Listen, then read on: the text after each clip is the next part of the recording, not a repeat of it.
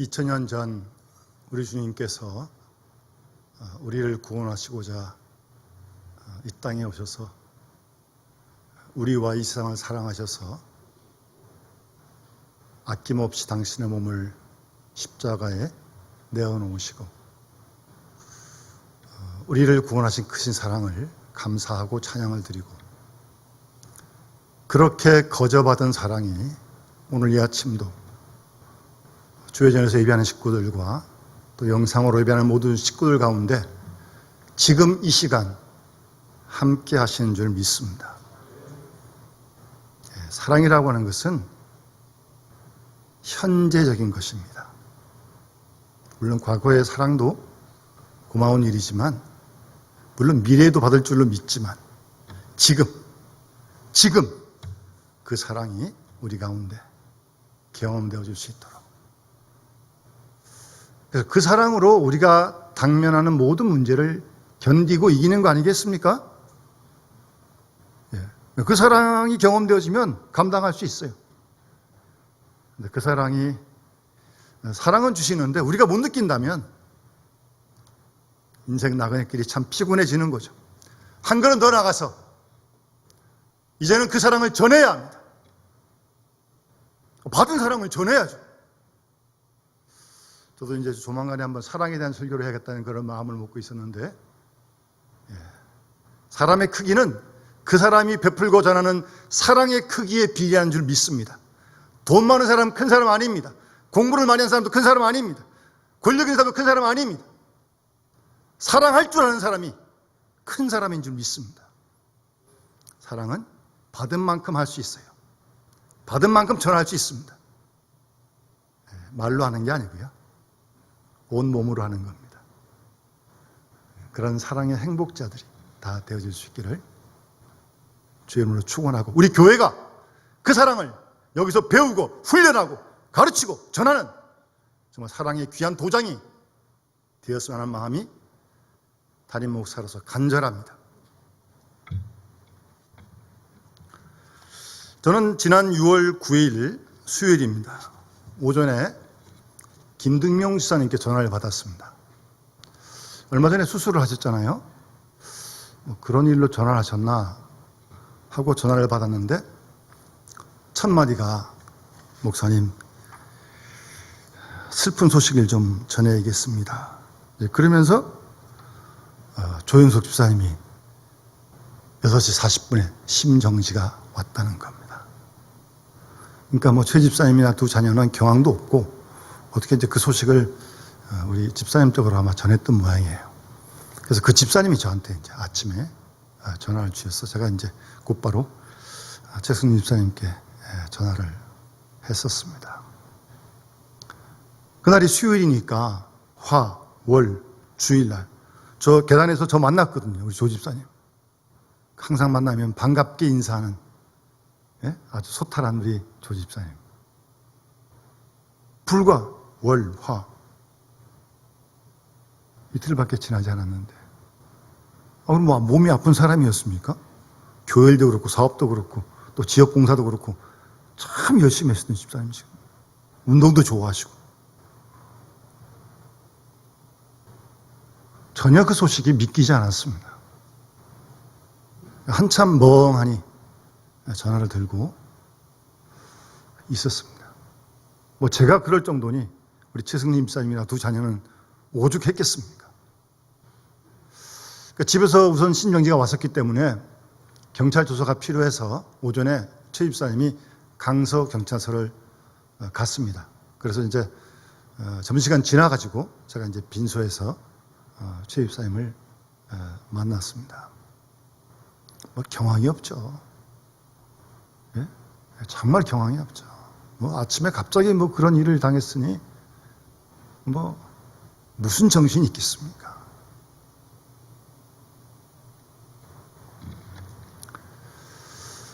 하나님의 도우심으로 어쨌든 장례를 잘 마쳤고요. 제가 최 집사님하고 통화를 했는데 그래도 하나님께서 붙들어 주셔서 잘 견디고 계십니다. 아마 15년 전으로 기억이 되는데 우리 고 정원택 장로님도 토요일 날 저녁이었습니다. 장로님은 항상 주일 맞기 전에 주일 준비하시는 마음으로 목욕을 하시거든요. 토요일마다. 그날도 저녁 때 이제 목욕을, 동네 목욕탕을 가신 거죠. 근데 거기 목욕탕에 아마 장로님밖에 아무도 없었던 것 같아요. 장로님도 열심히 사회생활을 다 하시고 영광스럽게 은퇴하시고 정말 은퇴하신 다음에 교회 생활을 참 열심히 하셨거든요. 저하고 1년 봄, 가을로 계속 신방한 적도 있으시고 뭐 교회 행사에 참 열심히 참석하시고 그동안 못했던 뭐 마음껏 하실 그런 장로님이셨는데 또 건강도 하셨고요. 부지런하시고. 근데 어쨌든 그 주일 전에 목욕탕에서 하여튼 쓰러지시고 혼자 계시다 보니까 그냥 그대로 하나님의 부르심을 받게 되었습니다. 이 땅에 태어난 인생이 한 번 죽는 것이야 만고불변의 법칙 아니겠습니까? 어느 누구도 어찌할 수 없는 일이지만 그렇게 갑자기 뜻하지 않게 그런 일을 당할 때 우리는 참 당황할 수밖에 없습니다. 정말 당황할 수밖에 없습니다. 제가 지금 기억에 우리 정단원이 하늘나라 가셨을 때 빈소에 가서 설교를 해야 되잖아요, 목사가. 무슨 말씀을 전할까 기도하던 중에 다른 생각이 나질 않아요. 이사야서 말씀인데 우리의 생각과 하나님의 생각이 다르고 내 길과 하나님의 길이 다르다는 그 말씀 거기서 같이 전하고 기도할 수밖에 없었습니다. 우리의 생각이야 조 집사님이나 정 장로님이 더 우리와 함께 기쁨으로 교회 생활을 하고 그러길 다 우리가 원하는 거 아니겠습니까? 그런데 우리의 생각과 하나님의 생각이 다를 경우엔 도리가 없죠. 우리 생각은 그렇지만 우리가 원하는 건 그 일이지만 하나님의 생각은 달랐고 하나님 원하신 길도 달랐기 때문에 어떻게 하겠습니까? 우리가 그 현실을 받아들여야죠. 우리가 원하는 건 아니지만 내가 생각하는 건 또 아니지만 그러나 엄연한 현실이니까 믿음으로 받아들이게 되는 것이죠. 하여튼 그런 일을 겪으면서 오늘 시편 90편 말씀을 같이 이 아침 나누게 되는데 요즘 시편 하루에 한 편씩 많은 분들이 쓰고 계시고 또 쓰시면서 여러 받은 은혜들을 저한테 전해주시는데 참 하나님께서 또 그렇게 역사하시더라고요. 어떤 집사님은 시편을 읽으시다가 영감을 받아서 곡을 쓰기도 하고 참 역시 하나님의 말씀과 함께 역사하십니다. 오늘도 우리 시편 90편 말씀을 같이 나누면서 오늘 이 시인의 이 기도를 함께 배워가고 이 시인의 마음과 이 시인의 생각을 우리의 것으로 해갈 수 있는 그런 은혜의 시간이 되어서 하는 마음이 간절합니다. 시편에 보면 많은 시인들은 하나님을 노래하죠. 하나님의 사랑과 영광과 권능과 하나님께 대한 두려움을 노래하기도 하고 또 하나님의 진실과 공의와 평화와 섭리를 노래하는 그런 시편도 많이 있습니다. 그런데 오늘 90편 시인은 인간을 노래했어요. 사람을 노래했습니다. 하나님의 세계와 그 세계 가운데 살고 있는 인간이 어떤 존재인지 우리도 인간이라면 한번 그런 생각을 스스로에게 아무리 바빠도 해야 되는 거 아니겠습니까? 우리의 문제인데? 내 문제인데요?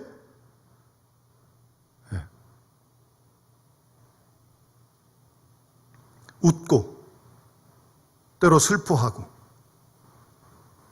때로 하나님을 찬송하기도 하고 안타까워하기도 하고 감사하기도 하지만 불평하기도 하고, 하나님을 사모하기도 하지만 원망하기도 하고, 기다리고 또 기다리다가 때로는 짜증도 부리는 그런 우리가 도대체 어떤 존재인지 오늘 시인은 노래하고 있는 것입니다. 시편 8편에 보면 시인은 사람이 무엇이기에 주께서 그를 생각하시며 인자가 무엇이기에 주께서 그를 돌보시나이까. 그를 하나님보다 조금 못하게 하시고 영화와 존귀로 관을 씌우셨다고. 시편 8편 시인은 인간에 대해서 그렇게 노래하고 있습니다. 그러나 하면 시편 22편 시인은 6절에서 나는 벌레입니다, 나는 벌레요라고, 스스로를 벌레라고 그렇게 표현하기도 합니다. 인간의 존재가 아주 보잘것없는 그런 존재라는 뜻이죠. 벌레, 하찮은 벌레, 예?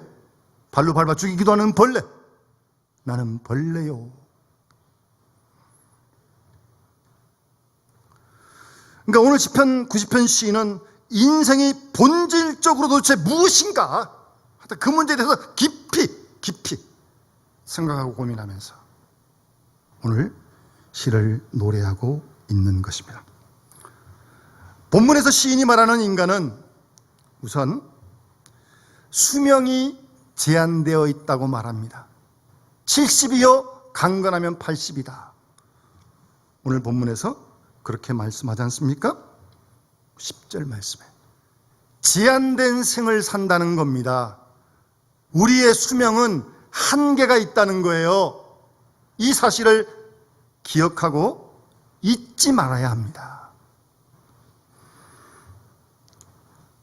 연구하지 못하다는 거죠. 네. 우리의 삶이 연구하지 못하다는 겁니다. 인생의 삶이요. 70이요 강건하면 80이라고요. 그것도 후하게 잡은 것 같아요. 그 당시로는. 요즘 뭐 100세시도 물론 말하지만 뭐 70이든 80이든 100세든 뭐 어쨌든 한계가 있다는 사실입니다. 그건 우리가 모르는 거니까. 어쨌든 그런 한계는 분명히 있다는, 수명이 제한되어 있다는 말씀입니다. 영원히 살 수 없다는 말입니다. 이 땅에서. 만물의 영장이지만 한 생명이 땅 위에서 살아간다고 하는 것은 마치 그것도 고개사와 같은 정말 위험한 고비를 넘고 또 넘어가며 살아가는 그것이 바로 우리 인생이다. 돌이켜보면 여러분 개인적으로도 깜짝깜짝 놀랄 순간들이 분명히 있을 것입니다. 뭐 그 차소거든지 질병이든지 뭐 어쨌든 간에 정말 고개사가 고개하는 듯한 어떤 그런 순간들을 우리가 지나오지 않았습니까? 그래서 오늘 시인은 마치 그런 모습을 연수의 자랑은 수고와 슬픔뿐이다 라고 10절에 노래합니다. 우리 인생이라는 게 원래 그런 수고와 슬픔의 삶이라는 거예요. 요즘은 이런 말씀이 더 마음에 와 닿지 않습니까? 전 세계가 코로나19로 1년 반 이상 지금 이게 뭐예요? 마스크를 갖다 이렇게 오랫동안 쓰고 있는 게 어디 있어요? 한 이거 조그만 예지만 이로 말미암아 파급되는 영향들이 여러분 생각하지 못할 정도입니다. 우리가. 제가 젊은 집사님들하고 좀 통화하면서 자녀를 둔 이 가정에 부모가 집에 다 있으면 혹시 한 사람이 있으면 상관없는데 다 무슨 부부가 일하는 사람들 많잖아요. 그 애 혼자 남아가지고 영상으로 수업하기도 하고. 그래가지고요. 원래 여러분 초등학교에서 받아쓰기는 1학년 때 하는 거거든요. 근데 작년에 거의 수업 못했잖아요, 학교에서. 근데 2학년인데 2학년은 지금 받아쓰기 한대요. 그런데 받아쓰기 하는 가운데 지금 2학년인데 점수가 뭐 20점, 30점 나오는 그런 애들도 지금도 있다는 겁니다. 여러분 학력 편차가 지금 상상하지 못할 정도입니다. 한 예고요. 중학교, 고등학교 갈수록 더 커지는 거죠. 이게 정말 애들도 피곤하고 자녀를 둔 부모도 피곤하고 오죽했으면 우리나라가 젊은 사람들이 N4 시도라고 그러겠어요? 결혼도 포기하고 직장도 포기하고 집도 포기하고 꿈도 포기하고 다 포기해버리고 남들 갈 거 없고요. 전 우리 교회 교인들을 이렇게 보면서 정말 아주 마음이 참 무겁습니다. 질병으로, 자녀의 문제로, 이게 뭐 하루 이틀에 해결된 문제도 아니고,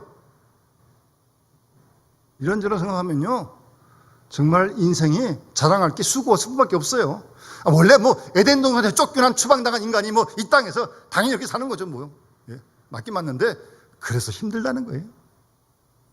제가 언제 한번 설교했지만 본향을 향한의 그 복음성, 그 성가의 가사에 환란의 굳은 비바람 모질게 불어도, 아주 그 가사가 아주 딱 맞아요. 환란의 비바람이 그냥 막 몰아치는데요, 그러니 수고와 슬픔뿐이죠. 우리 인생이 자랑할 게. 그게 나그네 길입니다. 그게 우리의 삶이에요.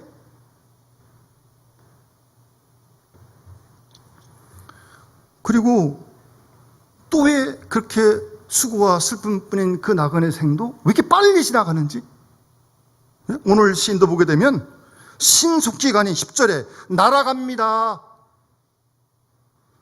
우리 여기 어르신들 90 넘으신 분들도 많이 계신데요, 참 수요일도 나오시고 새벽에 나와 기도하시는 분도 계시고 감사한 일이죠. 그런데 그 어르신들이 한경에서 하신 말씀이 뭐예요? 아니 벌써 내가 90이 넘었어? 그러시는 거예요. 참 세월이 빠르다는 겁니다. 유수와 같아요. 흐르는 물과 같아요. 한계가 있는 삶, 그것도 수고와 슬픔뿐인 삶. 그런데 그 삶도 참 빨라요. 정말 빨라요. 빠릅니다. 그와 같은 것이 우리의 인생이다. 시인은 그렇게 노래하고 있습니다. 누구도 흘러가는 세월을 붙들 수 없습니다. 붙들 수 없어요. 그래서 신속하게 날아간다. 일순간에 지나간다. 예? 9절 말씀은 우리의 평생이 순식간에 다하였습니다. 시인은 그렇게 노래하고 있습니다. 그러면서 시인은 좀 특이한 생각을 해요. 근데 이런 모든 삶도 우리 스스로 만든 것이 아니라 본문에서 말하는 시인의 표현은 하나님의 하나님의 분내심이다.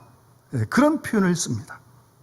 7절에도 주의 노에 소멸되며 주의 분내심에 놀랍니다. 뭐 갑작스럽게 당하는 그런 일들이 다 이런 주님의 분노심이다 하면서 거기에 놀란다는 거예요. 그리고 그런 주님의 노여움의 능력과 주님의 진노의 두려움을 누가 알겠느냐? 아무도 모르는 거죠, 그것도. 그런 표현을 오늘 시인은 말씀하고 있습니다. 그러면서 제한된 목숨을 가진 우리 인간이 도대체 어떻게 생겨났느냐? 어떻게 우리가 생겨났냐? 그러니까 우리 인간의 본질의 문제를 또 다루고 있는데요. 창세기의 말씀을 인용하면서 흙에서 만들어지고 목숨이 끊어지면 흙으로 가는 그런 것이 우리의 인생이다. 아멘 아닙니까? 하나님이 우리를 흙으로 지으셔가지고 생기를 불어내서 이렇게 살고 있다가 생기를 딱 거두면 우리 이 육체 흙으로 가는 거 아니? 창세기 3장 19절 말씀, 너는 흙이니 흙으로 돌아갈지니라. 예. 그와 같은 것이 우리 인생이라는 겁니다. 흙이에요. 화장을 하든 매장을 하든 흙으로 돌아갑니다. 하나님의 생명의 기운이 떠나면 흙으로 가는 존재라는 겁니다. 흙으로 되었고 먼지로 되었다. 시편 103편 시인은 우리는 먼지이다.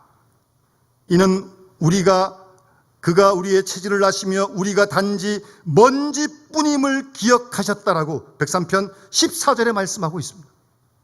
먼지, 티끌. 오늘 본문에도 티끌로 돌아가라. 여러분, 그게 우리 인생입니다. 그 말은 무슨 말입니까?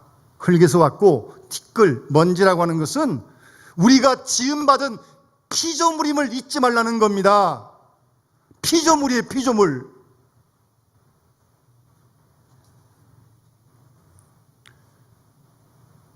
사람은 흙으로 돌아가라고 말씀하신 대로 우리는 스스로 난 것이 결코 아닙니다.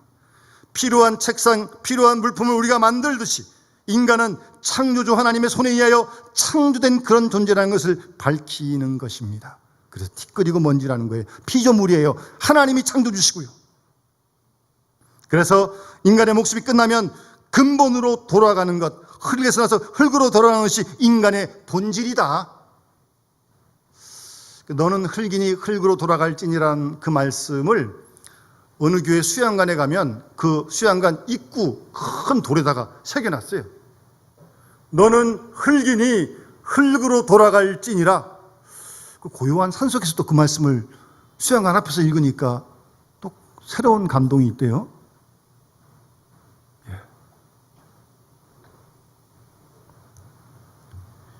시편 146편 시인도 우리의 호흡이 끊어지면 흙으로 돌아가서, 그의 호흡이 끊어지면 흙으로 돌아가서 그날에 그의 생각이 소멸하리로다, 그렇게 말씀하고 있습니다.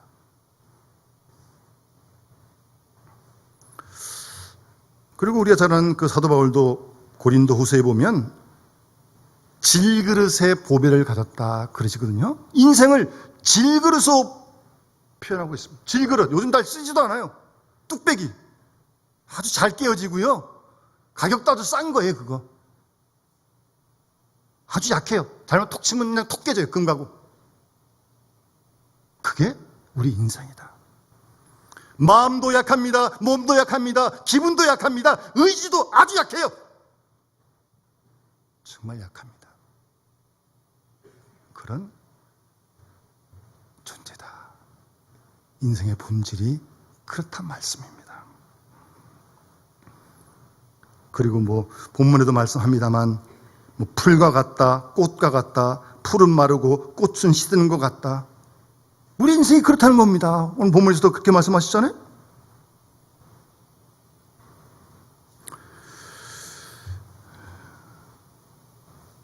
이렇게 생각하면 참 그냥 우리 인생이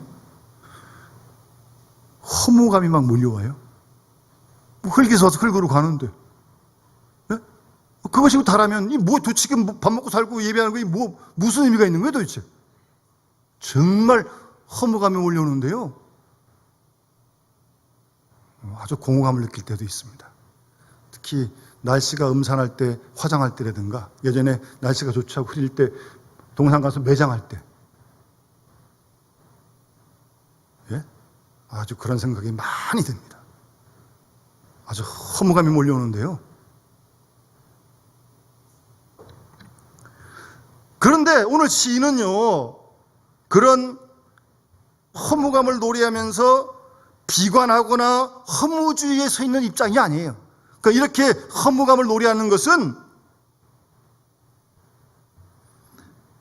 이렇게 약하고 순간적이고 믿을 것이 못 되는 인간이지만 영원하신 하나님과 관계를 가지고 있다는 거기에 강조점을 두는 거예요. 그래서 1절부터 주는 우리의 대대의 우리의 거처가 되셨습니다. 산이 생기기 전, 땅과 세계도 주께 조성하시기 전 영원부터 영원까지 주는 하나님입니다. 그렇게 노래하는 거예요.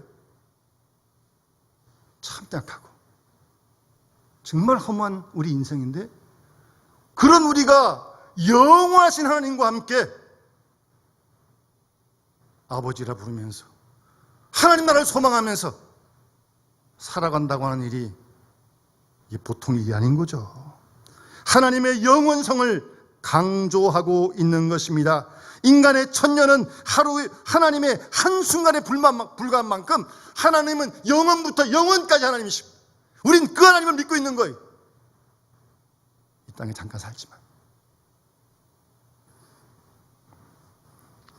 하나님은 만물을 창조하시고, 아니 그 이전부터 계셨고 존재 이전의 존재이시고, 산이 생기기 전, 땅과 세계도 당신이 만드시기 전 영원부터 영원까지 하나님이시라고, 영원하신 하나님을 노래하고 있는 겁니다.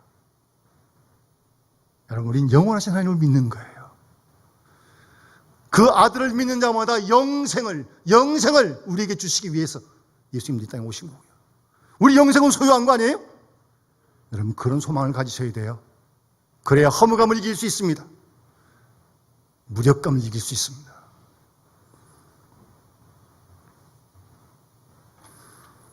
하나님의 영원성을 1절, 2절 강하게 노래하고 그 하나님과 영원하신 하나님과 우리가 어떤 관계에 있는가, 그런 관계를 강조하고 있는 것입니다. 전도서에 보게 되면 헛되고 헛되며 모든 것이 헛되다고 말씀하시는데, 그렇게 노래하던 전도자가 3장 11절에 하나님이 모든 걸 지으시되 때를 따라 아름답게 하셨고 사람에게는 영원을 사모하는 마음을 주셨다라고 말씀하셨습니다. 우리에게 영생을 사모하는 마음을 하나님이 주신 거예요.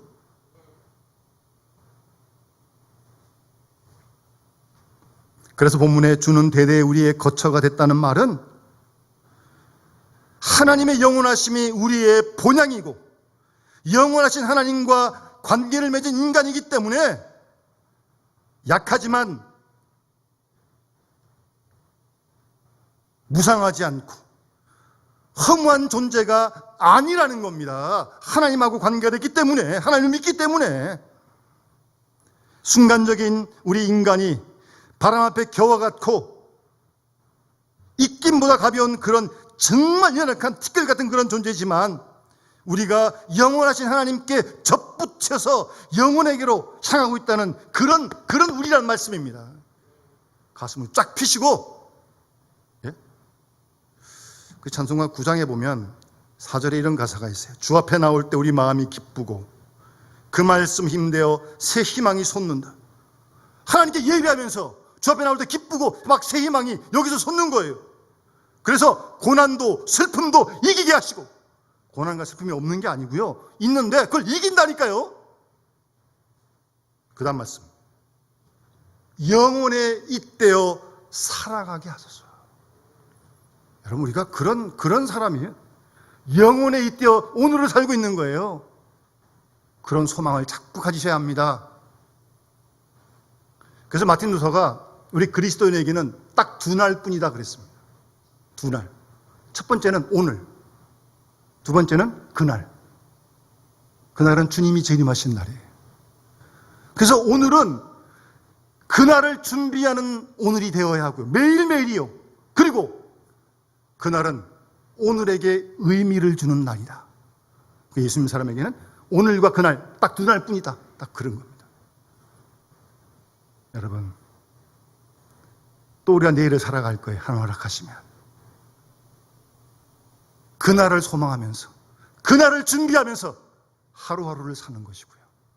그날 주님 오신 그날이 오늘 우리에게 의미를 부여한다는 사실을 잊지 마시고, 영혼에 잇대어 살아가는, 하나님의 영혼에 접붙여 있는 그런 우리의 인생을 살아갈 수 있기를 바랍니다. 여러분, 그래서 우리가 잘 부르는 찬송가, 태산을 넘어 험곡에 가도 빛 가운데로 가려고 하면 후렴 가사가 뭐예요? 하늘의 영광, 하늘의 영광, 내 마음속에 차고도 넘쳐. 예? 그 영광을 맛보면서 그 영광을 우리 마음속에 차고 넘치는 그런 삶을 사는 게 그리스도인이라니까요.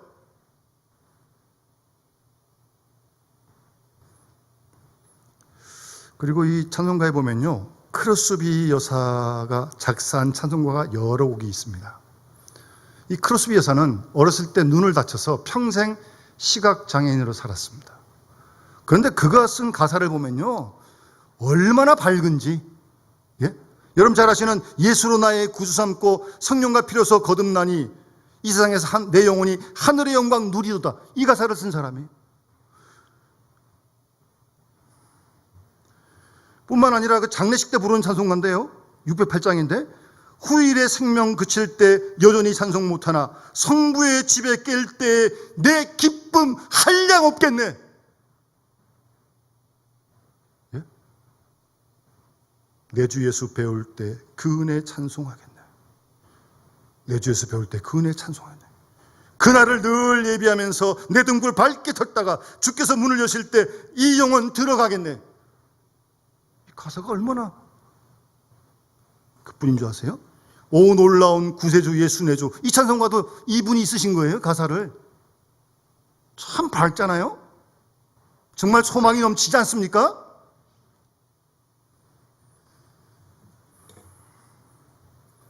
우리 조가단에서 장례식 때 요즘 못 부르지만 저 멀리 뵈는 나의 시온송.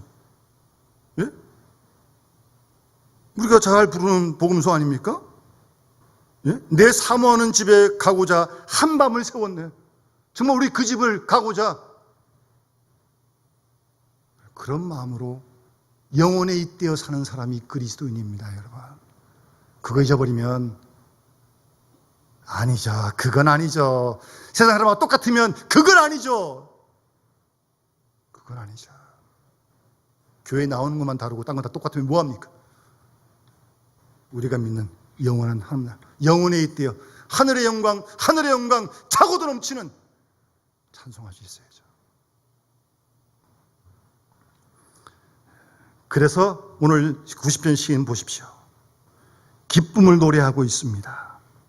예? 내 일성이 즐거울 수 있다는 거예요. 약하고 정말 연약한 티끌 같은 먼지 같은 흙 같은 그런 인생이지만 영생을 맛보며 영혼에 잇대어 살기 때문에 기뻐할 수 있다는 말씀입니다. 14절 말씀에 아침에 주의 인자하심이 우리를 만족하게 하사 우리를 일생 동안 즐겁고 기쁘게 하소서.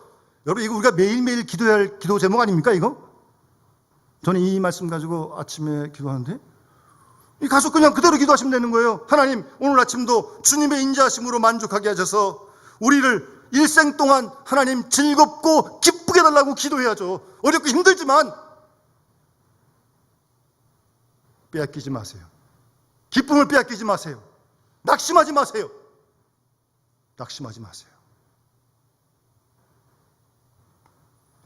뿐만 아니라 15절에도 우리가 화를 당한 연수대로 우리를 기쁘게 해달라고 그렇게 기도하잖아요. 적극적으로 더 나아가서 주께서 행하신 일을 종들에게 나타내시고 주의 영광을 그들의 자손에게 나타내 주십시오. 우리 자손을 통해서 하나님 영광이 드러나길 원합니다. 그런 기도 아닙니까? 이런 기도를 우리가 할 수 있어야죠. 마지막 17절 말씀도 주 우리 하나님의 은총을 우리에게 내리게 하사 우리 손이 행한 일을 하나님 경고하게 해달라고. 다른 번역 성경을 보면요, 이렇게 의역을 했어요. 하나님의 아름다움이 우리에게 오게 하셔서 우리 손으로 하는 일을 하나님 좀 굳건하게 해달라는 거예요. 손이 떨리지 않고 이 손으로 하는 일을 하나님 좀 더 굳건하게 해달라는 겁니다. 여러분, 참 약한 우리들입니다. 질것 같고 꽃 같고 풀 것 같고 정말 먼지 같은 그런 인생이지만 영혼에 잇대어 영원한 생명을 소망하면서 우리가 오늘도 내일도 즐겁고 기쁘게 살아갈 수 있고 주님을 의지하면서 영원한 날을 소망하면서 겁내지 말고 불안해하지 말고 또 허무해하지도 말고 무상해하지도 말고 오늘 시인의 이 기도를 함께 해가면서 아침에 주님의 인자심이 저를 만족하게 하셔서 하나님 오늘도 즐겁고 기쁘게 하셔서 코로나19가 힘들고 질병이 힘들고 주위에 어린 일들이 참 많지만 마음이 낙심되지만 그러나 하나님 나라를 소망하면서 즐겁고 기쁘게 해주시고 우리가 행하는 이 손 주님의 은총을 도와줘서 이 손이 좀 흔들리지 않고 강하게 해달라고 밀접하게 해달라고 그렇게 우리가 기도하고 하나님의 도우심을 입어 오늘도 내일도 이 땅에서 주의 뜻을 이루어가다가 주께서 부르시는 날 언제인지 모르겠지만 기쁨으로 그날을 맞이하고 주님 품에 가셔서 안식할 수 있는 앞서간 성도들을 좀 다 만날 수 있는 그런 은혜와 축복이 우리 모두에게 함께 있어지기를 간절히 소원합니다. 기도하겠습니다. 사랑의 아버지 하나님, 참 어렵고 힘든 시절을 저희들이 살아갑니다. 사람을 보고 세상을 보고 이런저런 일을 만나면 낙심될 일이 한두 번이 아닙니다. 또 우리도 참 약하고 아버지 하나님, 그럴 때마다 우리에게 영원한 하나님 나라를 선물로 주신 그 나라를 소망하며 근심하지 말게 하시고 낙심하지 말게 하시고 정말 예기치 않았던 어려운 일을 당하는 가운데서도 다시 한번 주님을 굳게 붙들고 일어설 수 있는, 그리고 하루하루를 기쁨으로 즐거움으로 살아갈 수 있는 우리 모든 믿음의 식구들이 다 될 수 있도록 하나님 축복하여 주시옵소서. 감사드리며 예수님 이름으로 간절히 기도드리옵나이다. 아멘. 찬송가 492장 우리 함께 찬양 부르면서 봉헌하도록 하겠습니다.